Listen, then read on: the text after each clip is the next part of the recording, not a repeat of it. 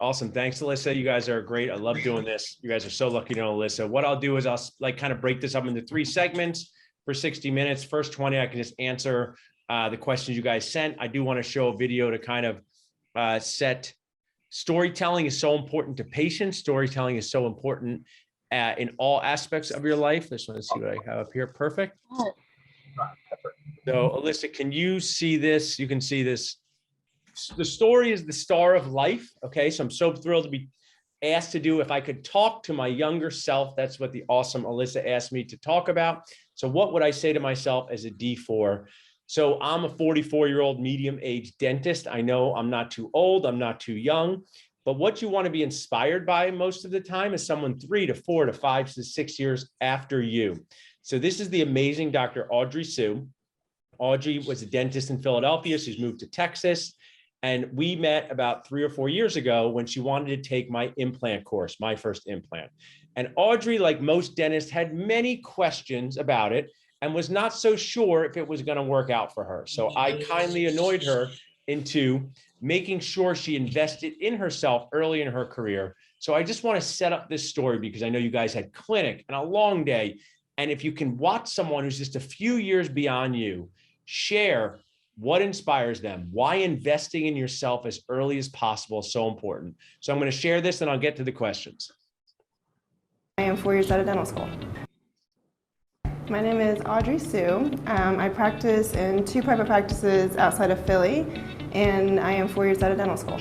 So I took my first implant course with Paul and Dr. Cho last year, and it's the first implant course I've really invested a significant amount of time and money into. I loved it. It was 3 days, 2 days of lecture, 1 day hands-on, and it really just kind of jump-started my confidence level to placing implants in private practice.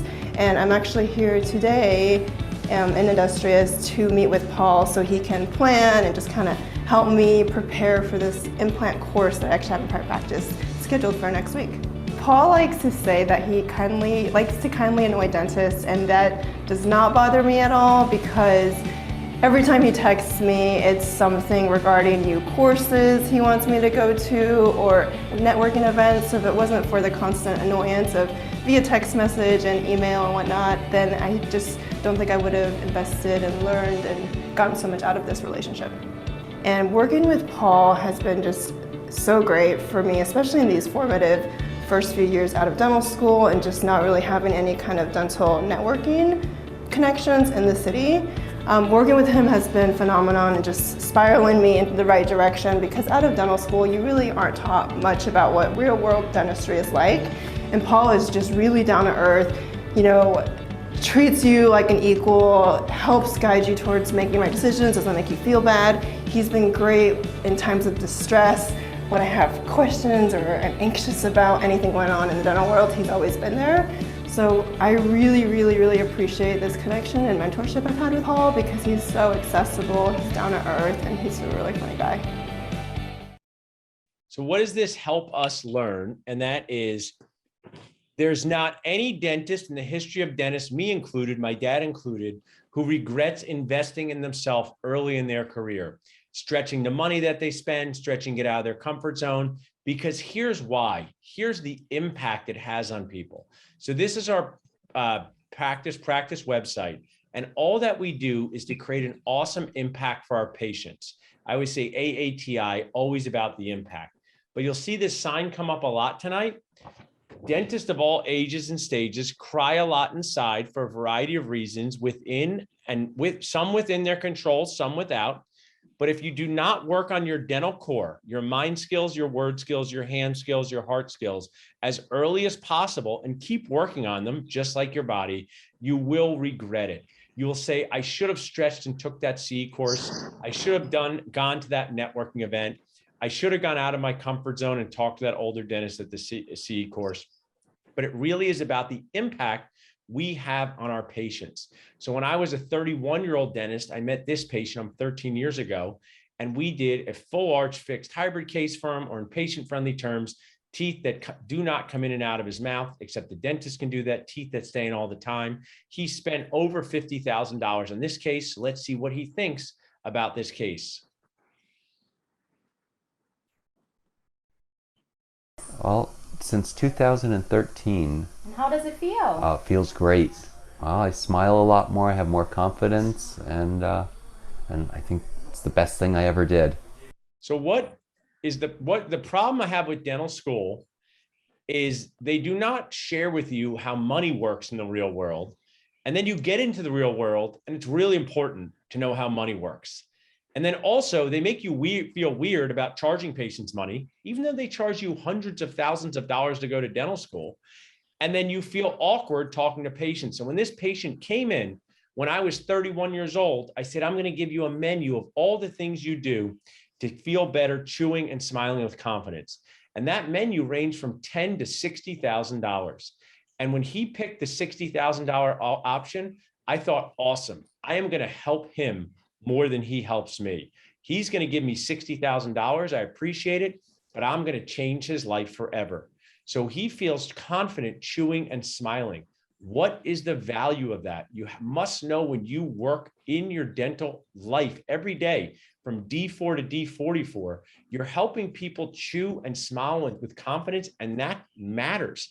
Be proud of it. I have two simple strategies that run my Nacho life and run my dental life and run everything that I do. Number one, if it doesn't help, it doesn't matter. So everything I do, from saying, I will always say yes to whatever Alyssa wants me to do. Why am I up at 9 p.m.? Why am I up at 9 p.m. at night, not having wine with my wife, not watching TV with my wife, rushing through bedtime with my daughters? Why am I doing this? A, because Alyssa is awesome, but more importantly, because people did this for me and it changed my life forever. This hour that you spend with me, I'm going to say something, I'm going to share something that's going to help you now and later. It might make you feel a little better about being a dentist. It might be a patient communication tip. So when you get this opportunity, like it's happening tonight, and you have someone who's 44 spending an hour with you, you don't have to pay anything for this, but you have to do something more important than that. When it comes time in your career for someone to ask you to do this, you say yes. When someone says, I need you to talk to the Women's Dental Society, we only have 4 people, and you want to go to the gym after work, you go and talk to them. When somebody says, I want to ask you a question about dental school, and you're busy, you answer that question, because you remember that Paul Goodman kindly annoyed you to do that, because it's always about the impact. But back to our patient. Look at this patient. He invested $60,000 in his mouth, and he was proud to do so. Oh, it took a little while to do it. It was a lot of stages, but it was well worth the time, the money, the effort, everything. So what capturing patients' story on video, get their HIPAA consent, is so important. Look at this story here. This is a simple single tooth implant. This isn't transforming someone's life, in your opinion, but let's see what impact it had on her. Because if I told all of you, fairly intense dental students, that I was going to take out your number 13 and you couldn't go to school with it tomorrow, you would all have an emotional problem. So that was Rick, who needed all of his teeth replaced. They didn't fail. They just had to retire. Don't say fail. Say teeth retire and be replaced. Be fun. Don't call teeth virgins. That's just very weird. Say tooth without a filling. Don't tell a patient the tooth has a hopeless prognosis. Tell them it really doesn't have a reasonable chance of working out. But let's take a look at this patient. So how was your whole experience going through the implant process? It was incredible. Dr. Goodman was so amazing. He put me at ease. I was completely stressed, but he put me at ease, and he was gentle and thorough and gave me a play-by-play action of what he was doing, which relieved my anxiety.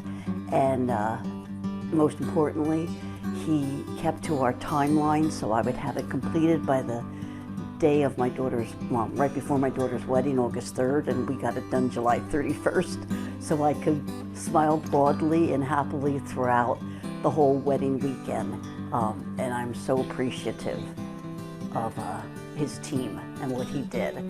He's so incredible, and his dad would be so proud of him.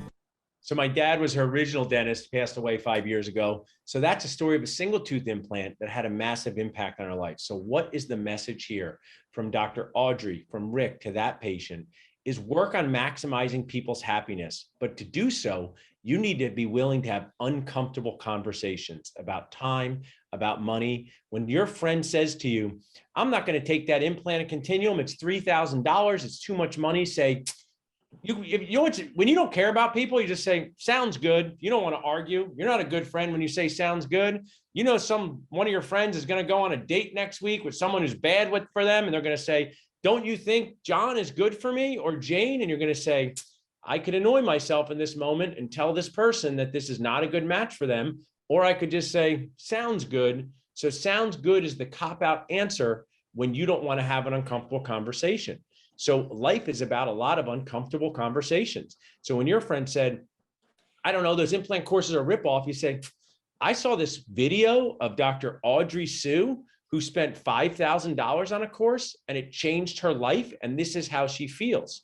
But what I want to share as I stop sharing the screen before I get to the questions is, I'll use Alyssa because she's on. She can unmute for 1 second, then unmute.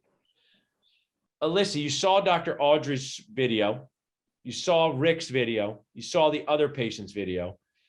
Them sharing their feelings. If you had to like assign a feeling to it, I watched that movie Inside Out with the moderators, which is awesome. It's about your feelings. What feeling do you think they have about their experience? What was a word that you would use that they had about their experiences? Well, thankfully, I have seen Inside Out, so I know the characters. Yeah.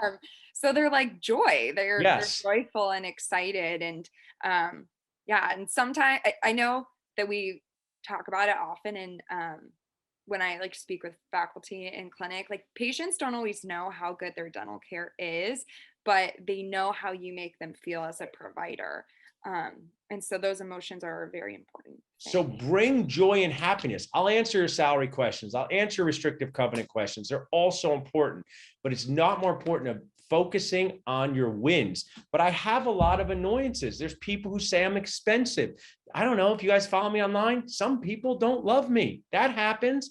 A lot of people do, some don't. But I don't let it get me too down, whether it's in my operatory or online, because most people write good reviews about you. But I say this in the most serious of ways. Being a dentist is an emotional roller coaster. Capture your wins through video. Sometimes you just look at it yourself. And when someone has you down, you say, well, at least this person likes me over here, Millie, who enjoyed my implant. So please, what the best part of your treatment plan is to maximize joy and happiness for yourself and those around you. But you're going to need to have uncomfortable conversations to do that. You're going to need to say, the investment to chew and smile with confidence is $40,000. You know, they're going to say, wow, that's expensive.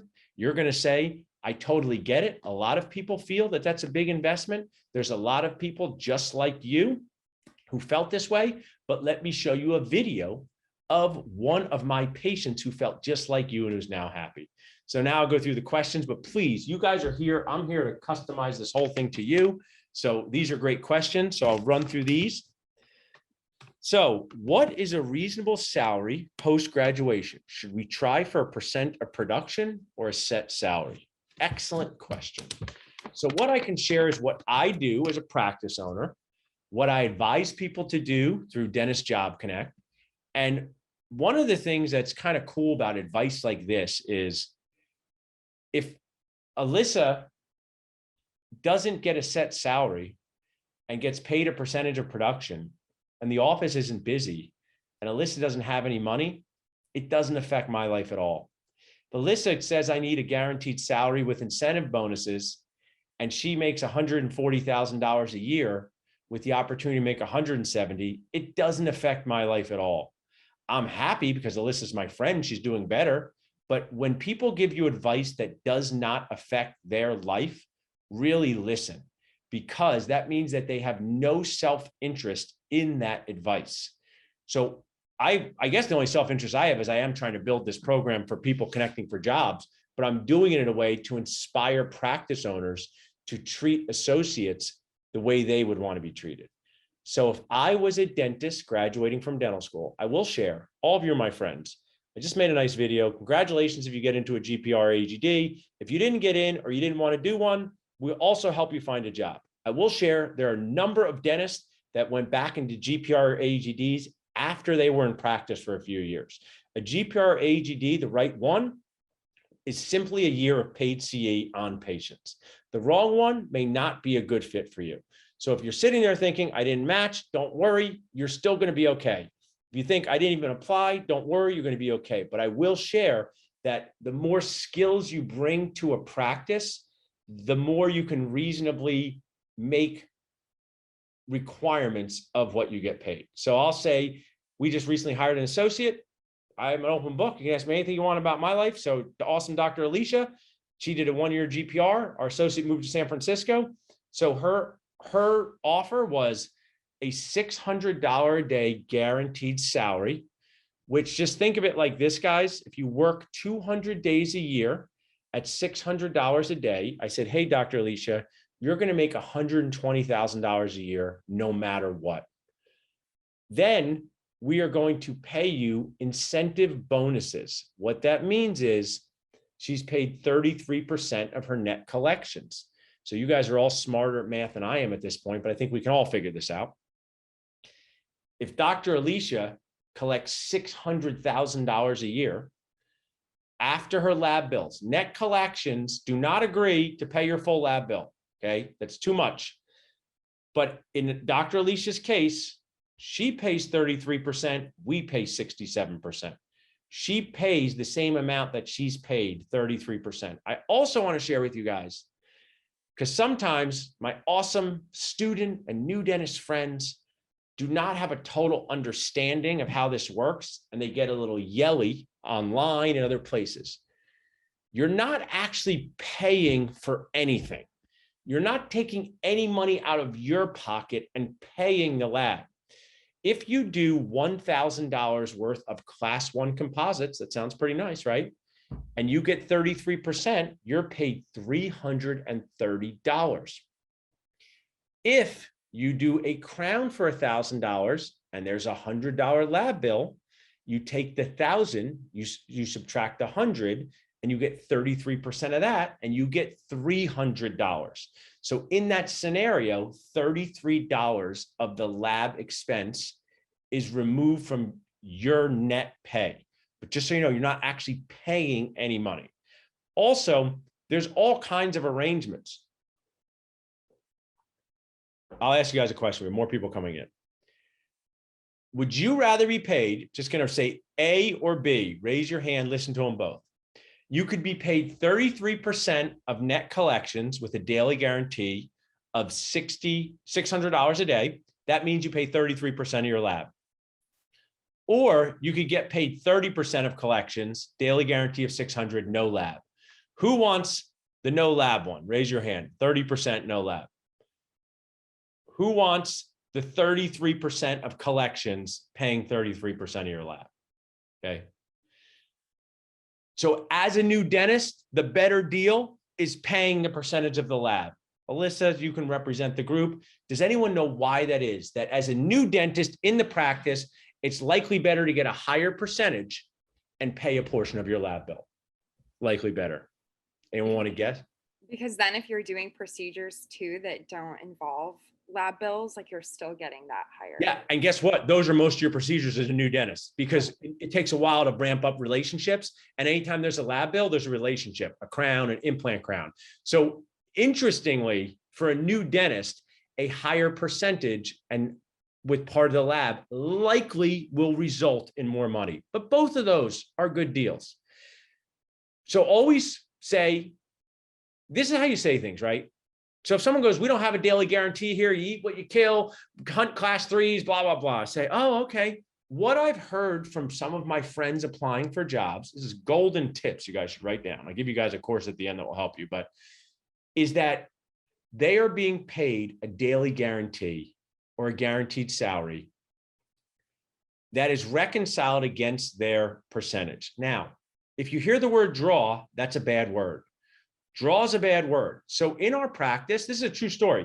During the pandemic, we hired an associate. I'm going to use this example. We paid her $100,000 and she only earned 80. Do you think we asked for the other $20,000 back, Alyssa? We did not. It was hers.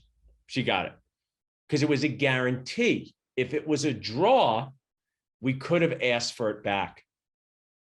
A draw means that they're paying you ahead of your commissions with the ability to claw it back. So the best thing I can share with you is to get a dental focused attorney to review your contract. And if you hear the word draw, it's a bad word. Guarantee is a better word. Draw, bad word. Guarantee, better word.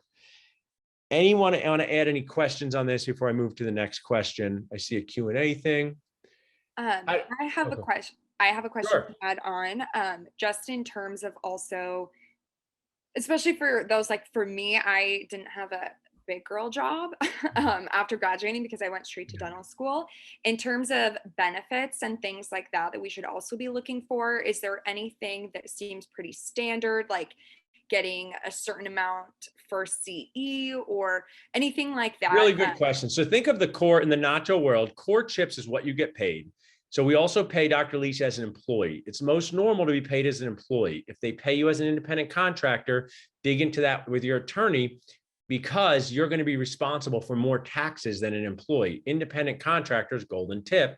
If I paid Alicia as an independent contractor, she should get paid about 36% instead of 33%, because that's usually it's a benefit to the office to pay as an independent contractor. There are specialists that get paid on as independent contractors. Doesn't mean they're always bad, but most of the time being paid as an employee is going to be to your advantage. So we got guaranteed salary against a percentage of collections, the most normal percentage of collections, right? You just know with your ear what's normal. So maybe you have a friend who went to the dentist and they said they needed 4 quads of scaling and root planing, and your friend's 27. You're like, that might not be normal, right? So what's normal percentages of collection and production? 28 to 35%.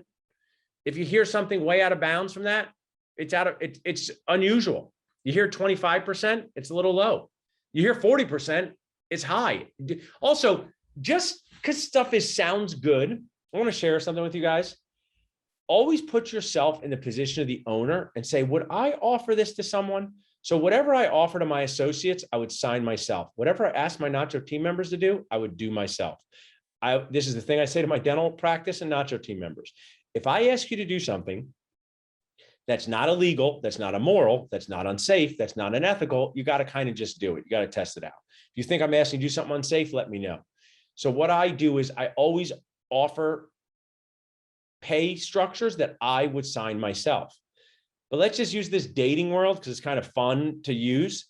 Let's say you meet someone. Let's say your friend meets someone and says they really like them. They really like this girl. How often do they want to hang out? Every day of the week.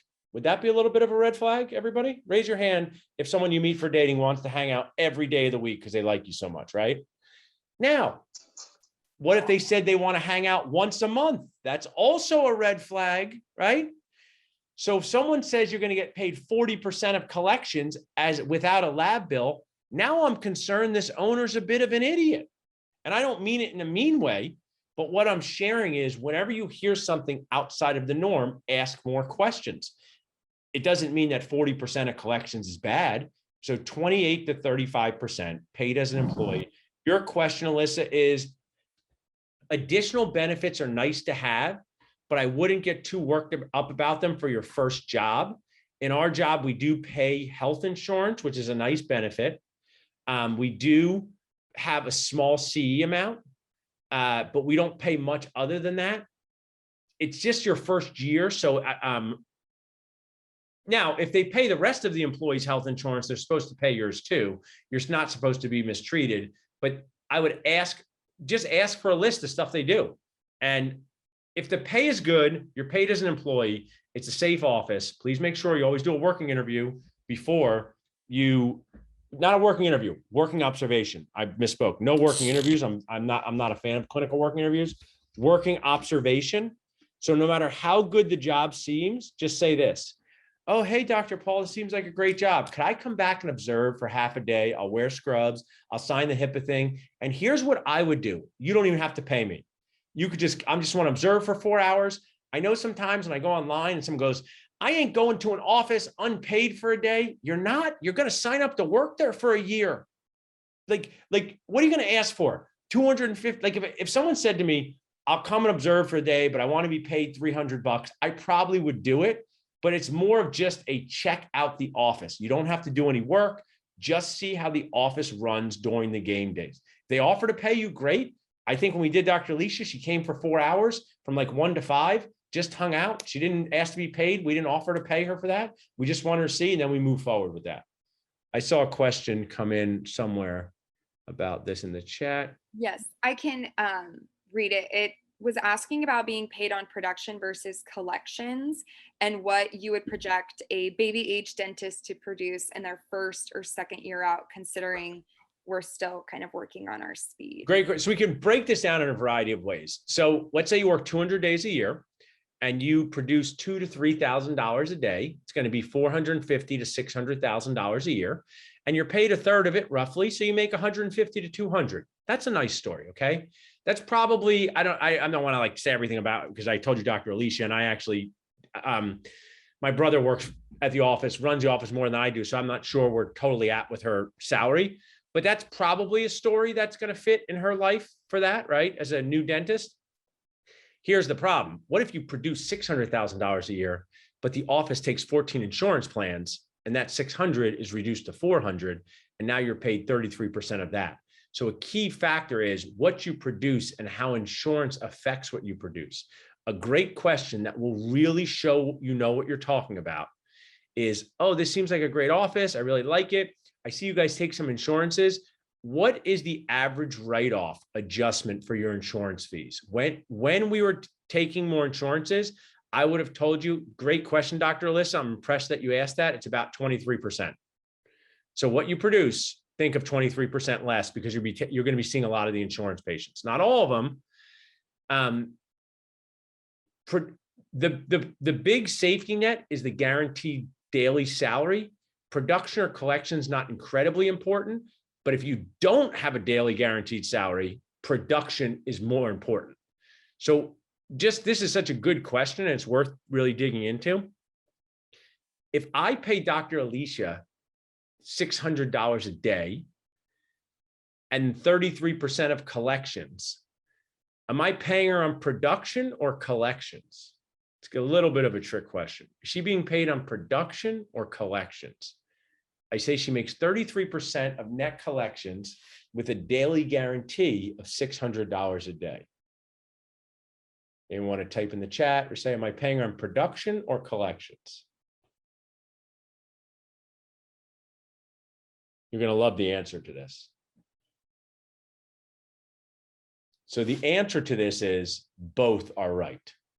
I'm paying $600 a day no matter what. So that's really paid on collections, on production, against collections as a bonus. If you do not have a daily guarantee, production is more important because sometimes it takes a while for offices to collect money. So you could produce $30,000 in a month, but what if they only collect 10,000 of it because there's outstanding insurance checks, and now you're getting 33% of $10,000 and you can't pay your rent, you can't even pay Netflix, you got nothing to do at night. You got to read an old book like it's the olden days. I'm just joking, but so that was what I say, $2,000 to $3,000 a day is a good goal. If you do more than that, great. There's going to be days you do less than that. $450,000 to $600,000 a year, working 4 days a week, is reasonable. Really make sure you know what the impact of insurance adjustments are. Okay, so best ways to network as a new grad. First, if you wait to network as a new grad, you're way too late on networking. So the best way to network from your couch is to comment on Facebook groups and be a supportive dental student. Raise your hand if you got some, I know some of you are out there. Who doesn't check their Facebook account, only does Instagram? I only do Instagram. I don't do Facebook. I do these polls on Instagram. No Facebook for me. Maybe no one's really there. I know there's someone out there. So if you don't go on Facebook dental groups and read and like and comment, you just don't want to get a good job and meet people. Because the more you read and like and comment in a supportive way, the more you're known in the online community, And people go, oh yeah, that's Alyssa from Dental Nachos. So how does this work in the real world? Jordan Souders, I really encouraged him to do a GPR AGD. He's in my like top starting 5 of dental students with Alyssa. Sorry, maybe someone else is on it, but Alyssa, he asked if I'm one of his favorite dental students. I said one of the top 5. He didn't do the GPR AGD. Okay. I encouraged him to. I still like him. Once again, I just want to share. Alyssa, if you don't do a GPR AGD, does it affect my life? No. If you do one, does it affect my life? Also no. Also no, right? So if I give this advice, so he's like, he was very motivated to find a good job. So our Dentist Job Connect program had an associate position that guaranteed $250,000 a year in Illinois, in an unusual place, not a super popular place to live. And the dentist flew him out there, and that's where he's going to be working. So his networking on Dental Nachos really paid off, because his job after dental school is $250,000, and they're going to invest in a lot of C in him. He never would have done that without posting on Dental Nachos. That's the magic that happens. Not just Dental Nachos. You can post on the other groups too. Doesn't have to be just my group, but I'm just saying, I strive to create a safe environment for people not to yell at each other on Dental Nachos. Some other places, like you guys probably go to bars that are like, that's a little bit of a rough bar. It's kind of like Facebook groups sometimes. I'm 44, and sometimes I'm like, I don't know if I want to say anything. So I'm just saying that in Dental Nachos, we strive to make it safe. Doesn't mean people won't argue. Then now we talk about the real world. Go to as much in-person C as possible. The pandemic has made it strange, but whenever there is an event that you can go, pay, show up, and go. Talk to the dentist there. They might have friends in other areas. They might know somewhere where you want to work. I'm an equal opportunity kind of annoyer. I annoy older dentists, medium-aged dentists, and younger dentists. Your reluctance to get your face out there off of Facebook, which I'm just using Facebook as TikTok, Instagram, and other places, will hold you back in your career. Going to places where people who can make changes in your life are physically there will have magical things will happen. Red flags at the workplace and knowing when to leave. So sadly, I'm very proud I became this person, but I'm very sad that dentistry needs this person. So people write me a lot of private messages to my Facebook Messenger and Instagram Messenger being like, Paul, is this normal? And I'm like, this is not normal at all. This is a toxic work environment. This is not how you should be treated. You're being asked to do things that are not okay. You need to separate yourself from this position. Things are immoral, are unethical, are unsafe. These things would be like instruments not being sterilized, team members speaking to team members in ways that, as we know, aren't friction, toxicity, right? Friction is normal. You have friction with your family, friction with your friends. Toxicity, putting people down, making them feel terrible about themselves. These are things that could have been avoided in 2 things. So I'll ask if anybody wants to guess, but I'll ask this question. Why do you think most new dentists, not most, why do you think a significant percentage of new dentists do not find a good fit for their first job? There are 2 reasons why a significant percentage of new dentists not find a good fit for their first job. When I did a poll on Dental Nachos, how long did you stay at your first job? Many people, under 6 months. That's a huge red flag. We should be embarrassed about that as an industry. And want to guess? One is not on your side of the fence, and one's your fault, and one's not your fault. One is your fault, and one's not your fault. One's your fault, one's not your fault. I feel like you can just feel so desperate to get a job that yes. You let your values kind of go out the window, or you don't think to ask the important questions. Yeah. And the desperation is definitely it. And the desperation is because of, I made a good video on this the other day because I was talking to someone buying a practice who did not make a good decision with her associate contract.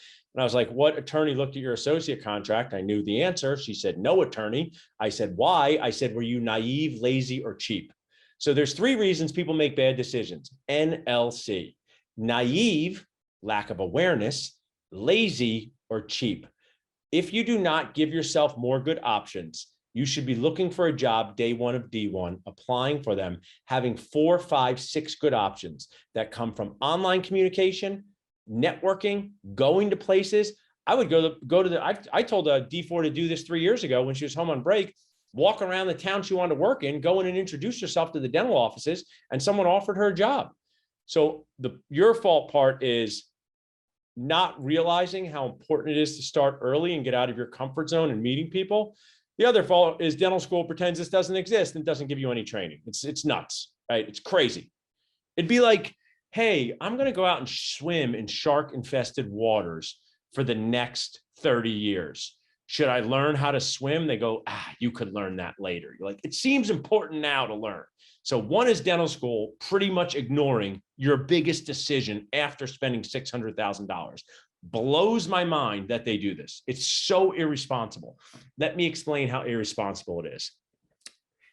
Has anyone here inserted any veneers or a bigger implant case or watched someone do this? Inserted like over 10 crowns, right? Anyone out here, raise your hand. Seen someone do a big case? So imagine you, Alyssa. Well, I was going to say, I feel like I see that all the time in Instagram, but I haven't seen it. Right. So here, but let's say your friend, how about this? Your friend, not a non-dentist, is this responsible? I just left my dentist's office. I got 12 veneers inserted. I spent $20,000. And when I asked the dentist what I could eat, the dentist says, eat whatever you want.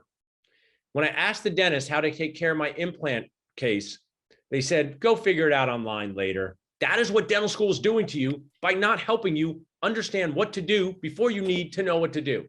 Your oral hygiene instructions of your career are non-existent. They don't need to teach you how to buy a practice. They don't need to teach you how to sell to a DSO. They don't need to teach you how to partner. They do need to teach you how to find your first job, because everyone needs a first job to do the things they taught you to do. So one, I don't think you're changing dental school, but two, start early. Don't be naive, lazy, and cheap. Go to in-person things, communicate online. Whenever you see anything, anyone hear of Ignite DDS by David Rice? Go join his Facebook group. He's like me. He does the same stuff. Join Dentist Job Connect. Get in places where people are looking for people like you. How to talk to the dentist about doing big procedures like implants, assuming they did a residency, and not just direct fillings or hygiene. It's tough. This is a good question. In the beginning of what you do, just be really open to doing boring stuff as well as possible so that you ingratiate yourself to the practice owner, at least for the first year. Then after the first year, you can say, hey, I know how to do this thing. Can I do this thing? This is not a simple extraction bone graft. If you've got training in that, you should be able to do that. You just want to be confident you're going to do it in a comfortable way for the practice. You'll see what can be done in a GPR, A or GD or D4 of school. It doesn't always translate into being able to do it in private practice in an efficient way, but just have super authentic discussions with the practice owner. So be excited and enthusiastic to do hygiene and direct restorations. I believe, this is my belief, every dentist who works in our office has to, when they show up, has to be willing to have 25% of their schedule be hygiene. I just want to know, there was a dentist who did like a 3-year GPR. Okay, he did a 3-year GPR. This dentist placed 150 implants at his 3-year GPR. Did immediate load implant cases. And his first job was for his dad. And that dentist, his very first patient, first day of patients, was 6 back-to-back hygiene visits. He looked at all their charts the night before, made sure he was ready for everything, even though he had placed implants, extracted teeth, run the emergency department at the GPR. He was excited to do that because he knew he wanted to develop patient relationships. He knew that nothing went wrong during a cleaning and lots of stuff goes wrong during fillings. And he knew it would be a great start to his career. Anyone want to guess who that dentist was? You? Yeah, it was me. It was me. I was that dentist. I had no ego at all. Wouldn't have mattered if it was my dad's practice or other person's practice. I was paid a daily guarantee. I was given an assistant. I was given good instruments. I felt good about the office. But for your first year, make sure that you show the practice owner that you're a total team player, you're excited to do anything, and magic will happen.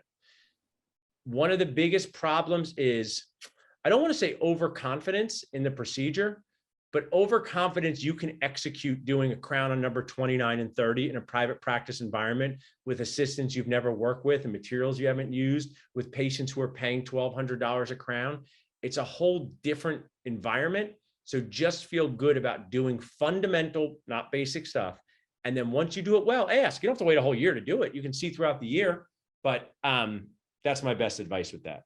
Someone asked. I had a follow-up question about that. Sure. So in terms of trying to prove yourself to the maybe the practice owner or whoever the lead dentist is, just depending on the office dynamic, what do you think speaks the loudest in terms of us showing that we're ready? Is it doing an intensive CE course on placing implants or aesthetic dentistry? What do you think would have a big impact? Really, there's two things. One, this is very important.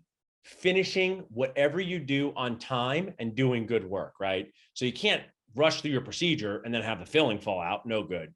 But not finishing on time is the biggest problem. When you do not finish on time, people lose confidence in you. So do whatever's possible. Systems, checklist, take CE. What should you take CE courses? Watch this. You guys should take CE courses on restorative dentistry. You should take CE courses on patient communication. You should take CE courses on basic extractions and socket preservation. Do not, if you guys take a veneer course, you could take a $5,000 veneer course your first year out of school. It's a total waste. Why? None of your patients are going to trust you to do it. The practice owner is not likely going to trust you to do it. But if you say, I'm going to invest in fundamental restorative dentistry, I'm going to do single crown start to finish in a way that's successful. I'm going to be able to do multiple fillings and get reasonably good contacts and occlusion in a timely manner. That is what I would do, Alyssa. Then talk about what you want to do. If you want to do endo, take CE in it, but make sure you can do fundamental night guards, cleanings, night guards, hygiene, restorative, crowns. One of the things, this is like, I want to ask you guys this. It's always a kind of a tough question. I love that movie Fight Club. Would you hire yourself to do full mouth rehabs with the skills you got now? No, you wouldn't. Think about yourself, and then think you have a clone, and then think you have a dental office that you put decades into, and think about you have patients who are super annoying, right? Super annoying. Would you hire yourself to do 4 crowns on those patients? You probably wouldn't yet. Would you hire yourself, Alyssa? No, but I don't want anyone touching my teeth. No, but what I'm saying is you might hire yourself to do a class 2. You might hire yourself to do a crown on number 30. You just you got your whole career out there. Don't get all worked up. I'm halfway through my GPR, amazing, learning so much. I'll be going into private practice in Colorado. I want to talk with a financial advisor, go loan repayment strategies and budgeting. Do you have find a trustworthy financial advisor? Great question. So I'm going to give you guys, I can say a little extra, but I don't want to forget about this. So these are totally free resources and prizes. I'll put them in the chat. So first one I'm going to put in, there's going to be a story to all these going up. So text lies that number, text loans this number.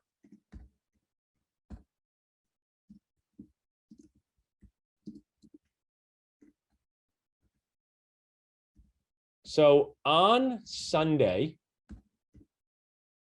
Mary and Daphne were away, and it was Drew and I hanging out, watching Encanto for the 50th time. Wonderful movie. And I got a Facebook message from a new dentist who was a big fan of dental nachos and said, hey, Paul, I got a problem. I go, okay, what is it? He goes, I got a contract that seems like I can't get out of, and I want to leave this DSO and all this stuff. So I said, no big deal. Which attorney let you sign a contract with these ridiculous clauses in it? And he said, I didn't get an attorney. And I said, did you not hear me say 2,000 times, get an attorney to review your contract? He goes, I thought it looked simple. So he's now in a big jam because he didn't listen to free advice, okay? The attorney wouldn't have been free. So if you text lies to 215-543-6454, you'll get back content from the attorney that I recommend, telling you the top 10 red flags in every job situation, in every contract. Still hire an attorney. You're not an attorney just because you watch this, but it will help you know if you're, here's the thing. Who's gone out with someone in their life? Everybody. Who you dated them longer than you wanted to, or had a friend longer than you wanted to, right? Every person, right? Could be from 7th grade. It's because you didn't notice the red flags because you were emotionally invested. if you watch this thing and write down the 10 red flags and bring them to the interview on the little book, always bring like a little notebook to the interview that you can write on, and you see 3 of these red flags, don't even move forward with it. The question about the loans is, the first person to contact is Travis Hornsby from Student Loan Planner. He's a sponsor of the group.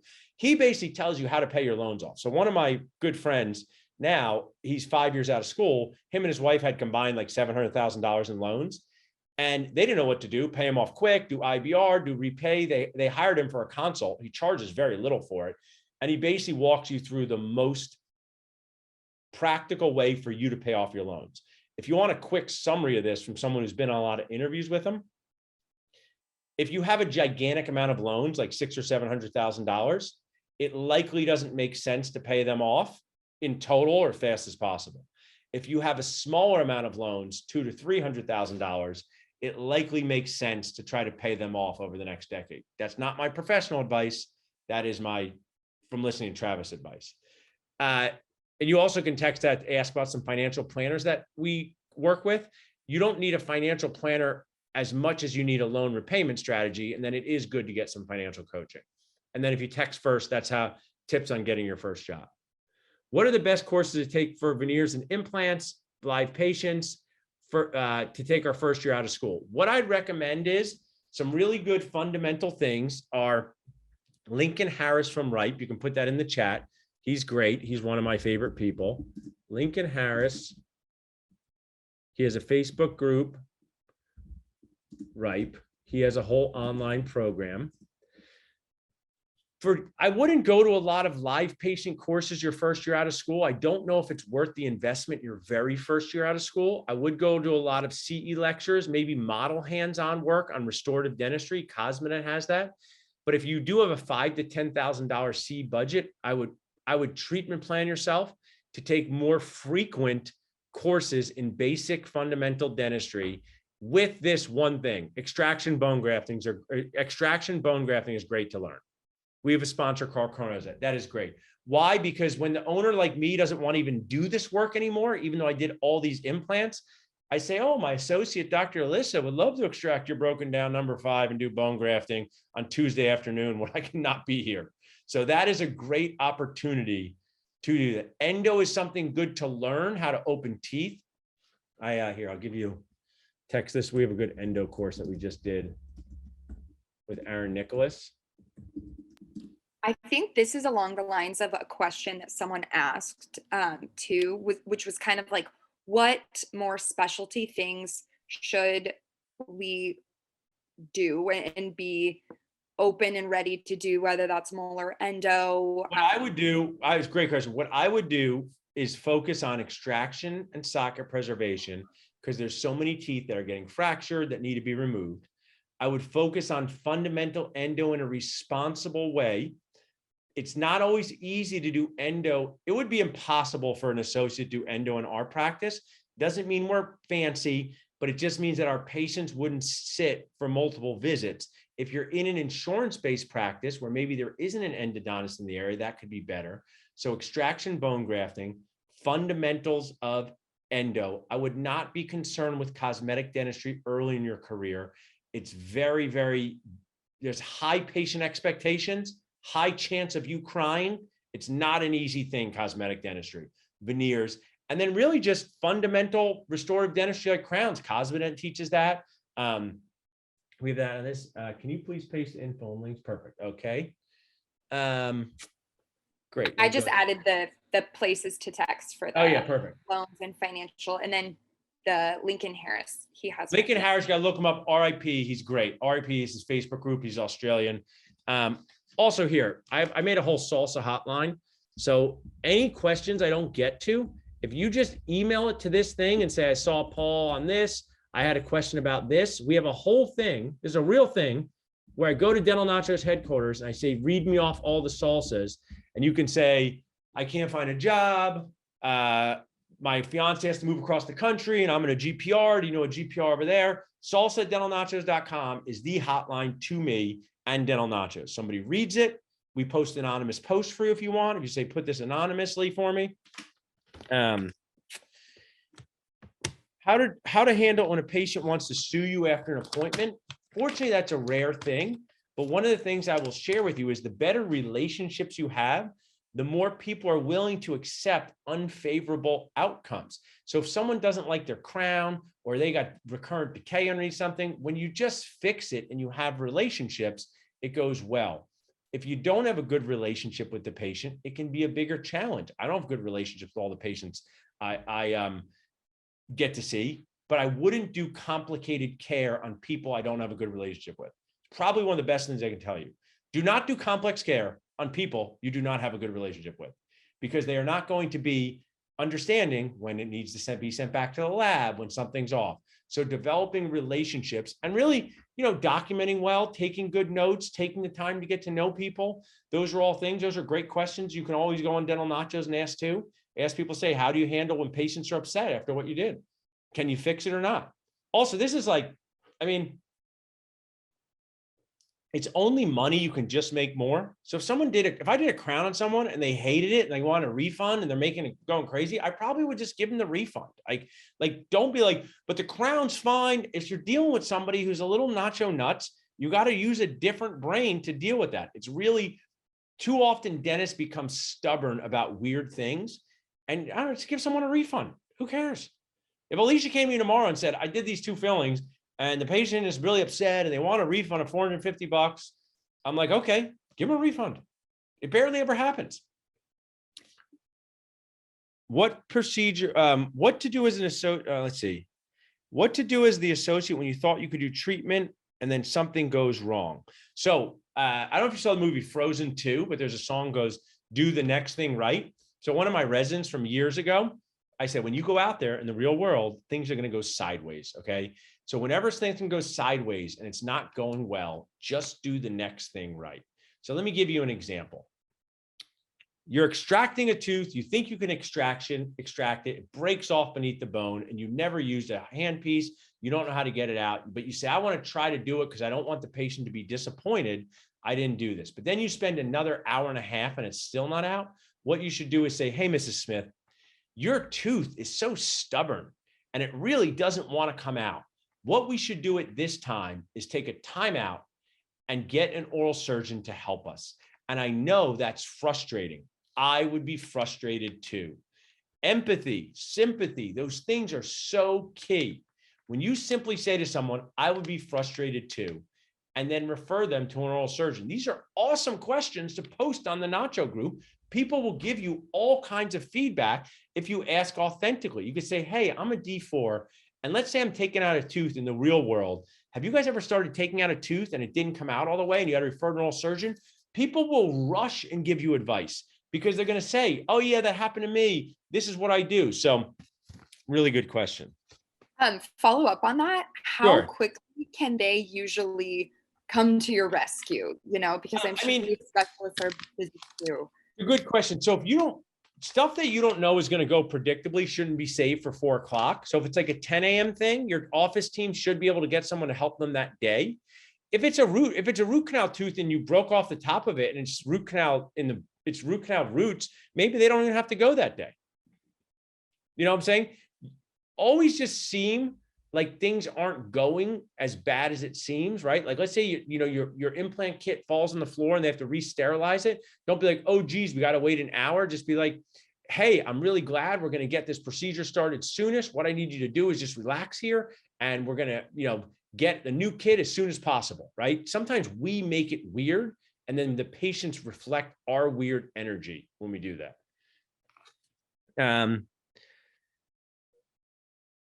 What are qualities you look for in an associate? Really, enthusiasm, no job being too small for them. Really, that's important to me. We have a thing in my organization, no job too small for Paul. I'll take out the garbage at Dental Nachos. I will bring up a chart to the front desk at my office. I do have systems. I don't always want to be doing the garbage and the charts. This is like really good advice. So if you weren't paying attention till now, really pay attention to this. This is golden advice for every job you have in life. When you work for someone, okay, before you leave at the end of the day, but especially if you are leaving earlier than expected. So if you're supposed to work till 5 and your last patient cancels at 4, and you just walk out of the office, it's going to be frustrating to the practice owner. So what you say is, hey, Dr. Alyssa, is there anything I could help you with before I'm done for the day? It's so good. Write it down. Don't forget this. Is there anything I can do to help you with before I'm done for the day? It gives the practice owner to say, oh yeah, Alyssa, remember we were going over that lab case because you know what the heck you were doing on the implant? Get it out. Let's do it now, right? Remember when you told me you freaking didn't know how the screwdriver works? Well, we have time now. Or they might say, hey, Alyssa, the specialist called about this one patient. I know we both saw him. Could you call him now? Most of the time, they're going to say, I have nothing for you to do. Thanks. But those are the qualities I look for. Willingness to learn, willingness to accept feedback. If I said to Dr. Alyssa, I know she's on her, hey, Dr. Alyssa, that procedure you scheduled for 90 minutes for a crown, it went 2 hours. It's okay when that happens sometimes, but it throws the whole office off. Is there something I could do to help you be more efficient? If you start breaking down and crying because of that, it's not a good quality, right? Crying is not a bad thing. Crying because you can't process a reasonable emotion is a problem. Does that make sense to you or you, Alyssa? Like if you came in and said some personal thing happened, or I don't know, you're supposed to go into ortho and you didn't, you started crying, I would be like, I would try to be consoling, right? But if I said, hey, this procedure took you longer than expected, is there any way for me to help you? If you started crying or yelling at me, that would not be a good quality in an associate, because it would be the inability to process your emotions, not a reasonable emotional response to what I'm saying. It's you'll remember this tomorrow. Is the person in front of me having a reasonable response emotionally to what happened? Or are they unable to process their emotions and they're responding in a very extreme way? That comes with sometimes crying, they sometimes come with yelling. So that doesn't happen too often. I've actually never really had an associate yell at me because I gave him feedback, but just being open to feedback. Usual starting salary. I sort of think if you think of 600, if you told most daily guarantees fall in a $550 to $700 range. Most associate positions, I believe, are going to earn between $130,000 to $170,000 a year. There's outliers out there, but that's in the most. What are qualities look for associate? How to be a competitive job applicant is really knowing that you know the office. I meant to do this here. I know. Here is, if you were applying for a job at my office, I would be blown away if you're like, oh, I watched some of your patient testimonials and I thought that implant case was great. Or I saw some of your reviews. It's cool that you have an endodontist. Show enthusiasm for what the office is doing. Do a little research on the office so you can ask good questions. If you do this, there's one more thing. This one's gold. I can't believe I forgot this. So my passion right now is to set up this Dentist Job Connect program and make it a real big part of dentistry, because I believe people not getting good jobs is like a true crisis, and owners not getting good associates. Oh, I did the text job. Sorry. Can I do that to everyone here? Oh yeah, I can. Yeah, just set it to panelists and attendees, and then everyone will see it. Did that one go through to everyone? Did that go? Text job? So if you text this in, you're going to get 3 courses on how to find a job. One of them is a whole checklist. So dental students and residents who've gotten this have said, Paul, I was listening to it in the Uber on the way to my interview. Do you think that made me happy? Or a little bit happy, but also annoyed? Oh, maybe happy, but annoyed that they waited long. Yeah. On the way to the interview, I'm glad they didn't not listen. So watch it and write down and say, oh yeah, Paul says, ask things like, what are the procedures I would do most of the time here? How long do most dentists here get for a crown prep? If you simply said, oh, this seems like a great office, how long do the dentists schedule for a crown prep? If you hear 30 minutes, it's too short. You hear 2 hours, it's too long. If you go to our office and you say 60 to 90 minutes, that's the Goldilocks, that's normal. Asking good questions will tell you if the office is totally nacho nuts, pretty good, or a great lead. But if you don't spend the time preparing and awareing yourself, it's not going to work. So, one of the things that's interesting, and I want to share, we only have like about 30 people in here, which is great. But I have a bit of a trick question. I'm telling you it's a trick question, but I don't think I think your cheapness is going to not allow you to answer it right. So I gave you guys a lot of free stuff, which is great. I like doing that. But you're all D4s, or a lot of your D4s are GPR grads. So I had an experiment that I learned something. So I have a 4-part series on finding a job, which is some of the best work I've done. People love it. Okay. It's $175. Here's your choices.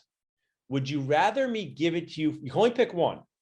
Would you rather me give it to you for free, or a discount code to get it for $17.50? Now, one option's free, one is $17.50. You're all D4s and most of you GPR AGDs, you're getting a job. Who would like to be cheapo beepo and get it for free? Raise your hand. You rather it for free. Who would like to pay $17.50? You demand to pay $17.50. You don't want it for free. Your hand raising is terrible. I'm not going to move on until someone raises their hand. Go back. Like I know you guys can raise your hand. Let's go back to this. Who would like it for free? 175 to 0. Okay, good. Thank you. Thank you. Caitlin, Omar, thank you. Thank you for showcasing your cheapness. I appreciate it. Who would demand to pay $17.50? Not free. I want to pay $17.50. Anyone out here? Well, all of you just messed up your career, because here's why. I taught at the Temple AGD. And when I made it in 2019, I said, I'm going to give it to these 6 AGD residents for free in January.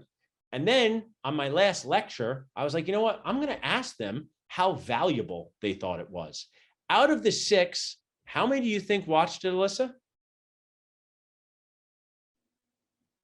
Oh gosh, I don't know. Like one.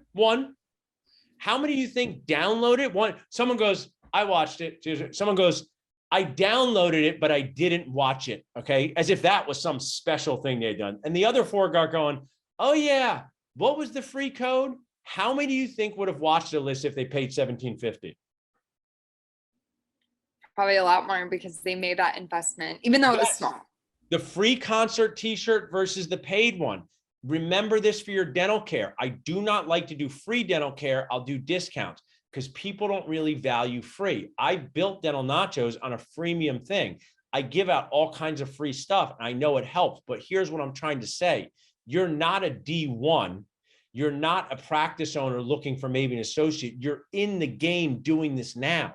And if you don't pay for something, you may not be motivated to watch it. So it's a really good lesson that free is not valued. So if you really need to lose weight to get healthier or do this, don't sign up for a free gym, sign up for a $30 a month gym. Because all of us have done some weird thing because we paid $8. And since we paid $8, we're going to trudge across in the snow and get that cake that we paid $8 for. It's a weird brain trick. So that is it. You guys can still have all this stuff for free. But when it comes to stuff that you want to do, make sure you value the thing you're doing and make sure you're paid. I mean, how many of you have been invited to a free thing for ASDA and just blown it off, right? You've blown it off. How many times you've been organizing a free event and 30 people say they're going to come and only 15 show up? But if you charge people $6 a ticket and told them that their $6 was going to get them one free drink, what was the percentage you think they would show up, Alyssa? Yeah, I mean, if you just make sure people have investments in what you do when they really need it. I can probably do 2 more. Does anybody want to do 2 last questions? Alyssa, anything on here? Did I miss any on here? I think some were kind of like similar. Like there were. One asked, how much money should you save before you open a practice? 10% of the purchase price. So don't overpay your loans. There was a story of a dentist who lived in her parents' basement. No judgment. I lived with my dad for a while after dental school, but she spent all of her money on her loans. So she had like $300,000 in loans. I don't know the exact amount. And she paid them down to like $100,000, but she didn't save any money in the bank. And when it came time to buy a practice, they didn't think she was a good risk for a loan. So make sure you do not dentist paying off your loans and eat whatever people say, ramen noodles, and don't go out. Make sure you have a holistic approach to that. And if you do email me for financial planners at Salsa, I'll connect you with some that I think are good. I guess piggybacking off of that question, how would someone know they're ready to open a practice? I feel like it sounds like, oh, if you think if you don't think you're ready, don't do it. But what are some things that you So think this is talking to myself. You know, I bought in with my dad, we bought other practice, but let me just talk about the most. If I was graduating from dental school, I would not look to buy a practice until at least 3 years of practicing in the real world. I would want to learn what I wanted to do. I'd want to learn about different business models. Gary Vee is one of my like idols. Gary Vaynerchuk, listen to his podcast, The Gary Vee Experience. People say, hey, Gary, when do you stop worrying about your business? He goes, easy answer. When do you stop worrying about your children? And that answer is never. Okay. So my parents are not alive anymore, but they're great parents. I have 2 daughters. I will never stop being concerned and worried about them. It wouldn't matter if they're 50 and I'm 86. When you own a business, it's very similar feeling. You cannot undo that feeling.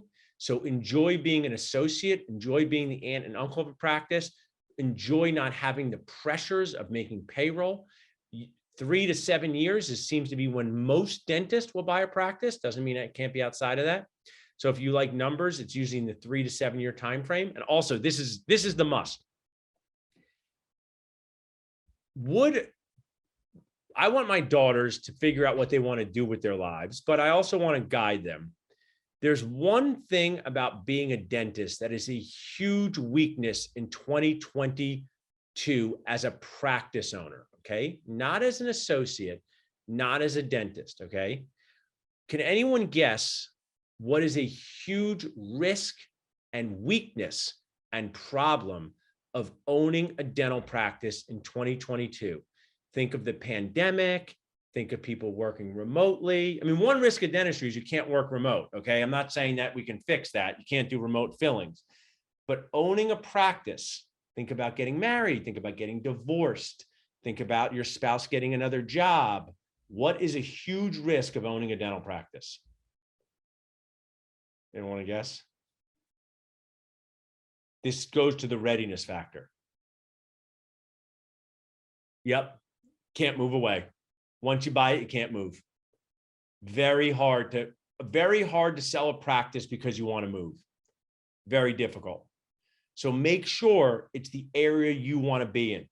You're an associate dentist, you can work for me in Pennington and move to Austin, Texas, move this. I just talked to somebody who this is real life. I do a lot of coaching for buyers. He said, I really like my practice, Paul. I like it. You know, I'll say in this case, it's in Tulsa, Oklahoma. It's not where it is. But he met someone, he's going to get married. He said, how hard is it to sell a practice? Because I don't think the person I'm marrying wants to live in Tulsa, Oklahoma. And he bought it 2 years ago. So what I think is the readiness with your life to be in a certain geographic area is the most important part of practice ownership. I don't know if that helped you, Alicia, I'm Alyssa, or scared you more of not owning practice, but